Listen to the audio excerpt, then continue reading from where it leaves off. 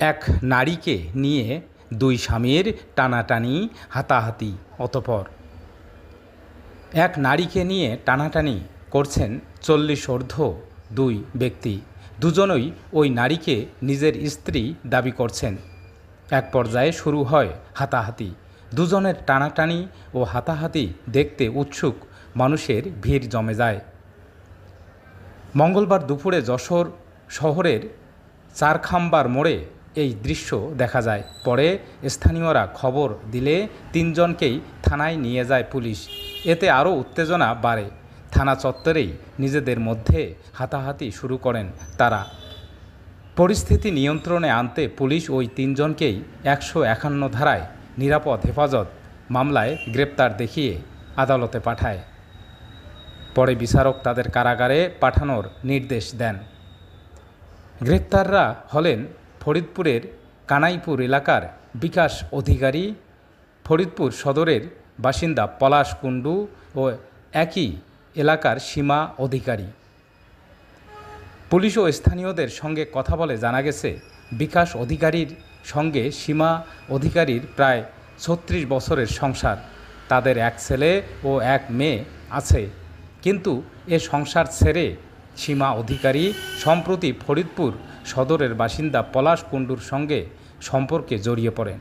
শুধু তাই নয়, বিকাশ অধিকারীর ঘর ছেড়ে পালিয়ে পলাশের হাত ধরে তিনি ভারতে চলে যান এবং সেখানে তারা বিয়েও করেন। এরপর সোমবার রাতে তারা যশোরের এসে একটি হোটেলে ওঠেন। বিষয়টি জানতে পেরে বিকাশের সন্দেহ হয় এবং তিনি সেই হোটেলে যান। এরপরই ত্রিমুখী এ ঝামেলা গড়ায় থানা পর্যন্ত। পলাশ কুণ্ডু জানান, সীমার সঙ্গে তার 3 বছরের সম্পর্ক। তারা দুজনেই স্বেচ্ছায় বিয়ে করেছেন এবং এখন একসঙ্গে থাকতে চান, কিন্তু তাদের পথের কাঁটা হয়ে দাঁড়িয়েছে বিকাশ।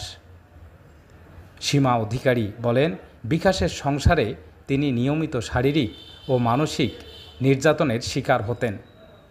অত্যাচার সহ্য করতে না পেরে তিনি বাধ্য হয়ে বিকাশকে ছেড়ে পলাশকে বিয়ে করেছেন। তিনি স্পষ্ট জানিয়ে দেন তিনি আর বিকাশের সঙ্গে সংসার করবেন না। বিকাশ অধিকারী দাবি করেন, সীমার পরকীয়ার কারণে তাদের সংসার ভেঙে যাচ্ছে।